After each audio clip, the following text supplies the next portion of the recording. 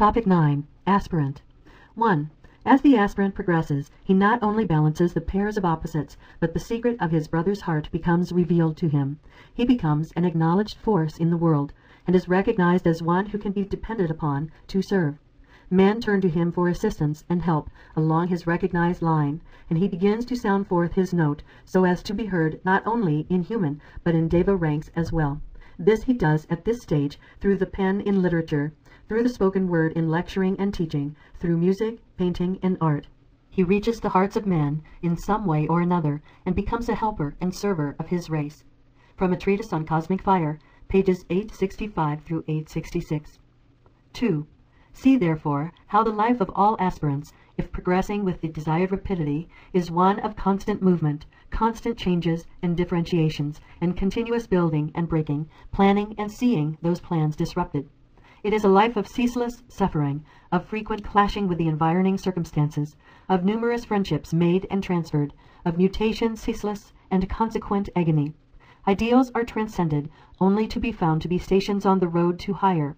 Visions are seen, only to be replaced by others. Dreams are dreamt, only to be realized and discarded.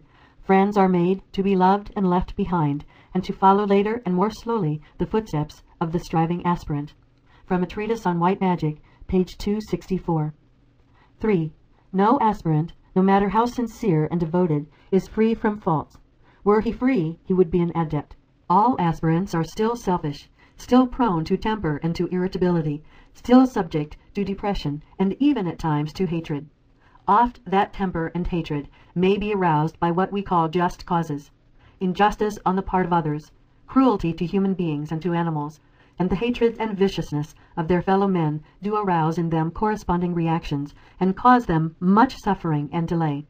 One thing must ever be remembered: if an aspirant evokes hatred in an associate, if he arouses him to temper, and if he meets with dislike and antagonism, it is because he himself is not entirely harmless.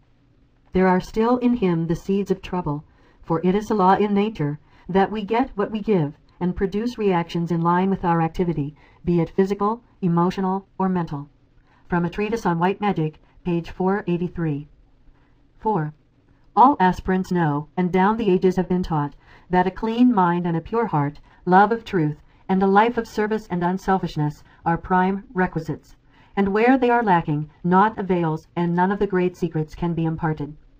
From a treatise on white magic, page 543. 5. The immediate goal for all aspiring disciples at this time can be seen to be as follows. 1. An achievement of clarity of thought as to their own personal and immediate problems, and primarily the problem as to their objective in service. This is to be done through meditation. 2. The development of sensitivity to the new impulses which are flooding the world at this time. This is to be brought about by loving all men more, and through love and understanding, contacting them with greater facility. Love reveals. 3. The rendering of service with complete impersonality. This is done by eliminating personal ambition and love of power. 4. The refusal to pay attention to public opinion or to failure. This is done by the application of strict attention to the voice of the soul, and by an endeavor to dwell ever in the secret place of the Most High. From a treatise on white magic, pages 635 through 636. 6. Not one earnest student goes totally unrecognized. In the press of the work and in the burden and toil of the day's labors, it is an encouragement to know that there are those who watch, and that every loving deed, every aspiring thought, and every unselfish reaction is noted and known. Bear in mind, however, that it comes to the recognition of the helpers through the increased vibration of the aspirant, and not through a specific knowledge of the deed accomplished or the thought sent out. Those who teach are occupied with principles of truth, with vibratory rates, and with the quality of the light to be seen. They are not aware of, nor have they the time to consider, specific deeds, words, and conditions, and the sooner students grasp this, and put out of their minds any hope of contacting a phenomenal individual whom they call a master, with so much leisure, of such developed powers that he can occupy himself with their trivial affairs in time and space, the more rapidly will they progress. Where, however, there is steady growth, an application to occult principles, so that definite changes are produced in the bodies used, and an increasing radiatory light, it is known and recorded, and the aspirant is rewarded by increased opportunity to serve his fellow man. From a treatise on white magic, page 638. This is a continuation of topic 9, Aspirant. 7. This fivefold experience of an individual life takes place in the following order in the life of the average intelligent aspirant who responds to and takes advantage of the civilization and education of the present time. 1. Appropriation of the physical sheath. This takes place between the 4th and 7th year, when the soul, hitherto overshadowing, takes possession of the physical vehicle. 2. A crisis during adolescence, wherein the soul appropriates the astral vehicle. This crisis is not recognized by the general public and is only dimly sensed, from its evidenced temporary abnormalities, by the average psychologist. They do not recognize the cause, but only the effects. 3. A similar crisis between the 21st and 25th years, wherein the mind vehicle is appropriated. The man should then begin to respond to egoic influences, and in the case of the advanced man, he frequently does. 4. A crisis between the 35th and 42nd year, wherein conscious contact with the soul is established. The threefold personality then begins to respond as a unit to soul impulse. 5. For the remaining years of life, there should be an increasingly strong relationship between the soul and its vehicles, leading to another crisis between the 56th and 63rd years. According to that crisis will depend the future usefulness of the person, and whether the ego continues to use the vehicles on into old age, or whether there is a gradual withdrawal of the indwelling entity.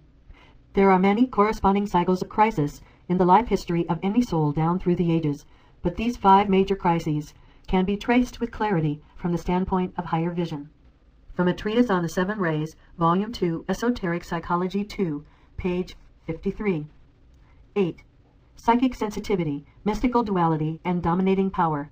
These are the 3 major problems of the aspirant and should be studied and understood. They affect the 3 major centers, the head, the heart, and the center between the eyebrows in the disciple, for psychic sensitivity is related to the heart, mystic duality to the ajna center, and the problem of power to the highest head center. In the aspirant or advanced human being, they affect the throat, the solar plexus, and the sacral center, but as they are definitely due to an expansion of consciousness, they have little registered or noticeable effect upon the unevolved man or upon the average man who is preoccupied with physical plane life and emotional reactions. He is not passing through the stimulating but disrupting processes of reorientation, of recognizing duality, and of fusion of the personality. As we have earlier seen, the processes of integration bring their own problems. From a treatise on the 7 rays, Volume 2, Esoteric Psychology 2, page 614. 9. Your major need is for an intensification of your inner spiritual aspiration. You need to work more definitely from what might be called a point of tension. Study what is said about tension and intensity. It is intensity of purpose which will change you from the plodding, fairly satisfactory aspirant into the disciple whose heart and mind are aflame.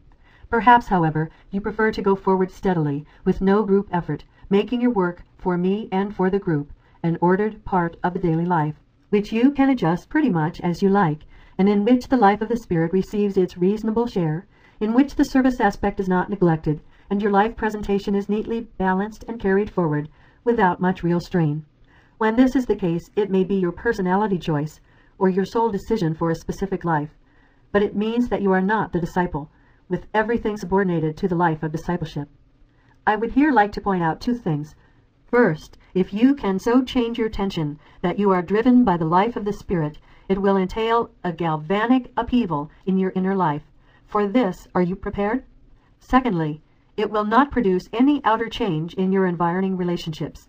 Your outer obligations and interests must continue to be met, but I am talking in terms of inner orientations, dynamic inner decisions, and an interior organizing for service and sacrifice.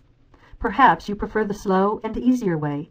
If that is so, it is entirely your own affair, and you are still on your way. You are still a constructive and useful person. I am simply here facing you with one of the crises which come in the life of all disciples, wherein choices have to be made that are determining for a cycle, but for a cycle only. It is preeminently a question of speed. This means eliminating the non-essentials and concentrating on the essentials, the inner essentials as they concern the soul and its relation to the personality, and the outer ones as they concern you and your environment. From a treatise on the 7 rays, Volume 5, The Rays and the Initiations, page 496, and from Discipleship in the New Age, Volume 1, page 538. 10. Your major task as aspirants is to cultivate the higher sensitivity, to render yourselves so pure and selfless that your mind remains undisturbed by the happenings in the three worlds, to seek that attentive spiritual sense which will enable you to be impressed, and then to interpret correctly the impressions received. From a treatise on the Seven Rays, Volume 5, The Rays and the Initiations, page 549. 11. The goal of the majority of aspirants is not to limit their consciousness by a concentration on minutiae, such as the permanent atoms and the details connected with the individual form nature. The objective of each aspirant is to expand his consciousness to include that which lies beyond himself, to attain to the more elevated states of consciousness in the life of the group and of humanity, and to integrate himself consciously into the hierarchy, eventually into Shambhala, and occultly to know God in his many phases of all-inclusive extension and perfection. From Discipleship in the New Age, Volume 1, page 766.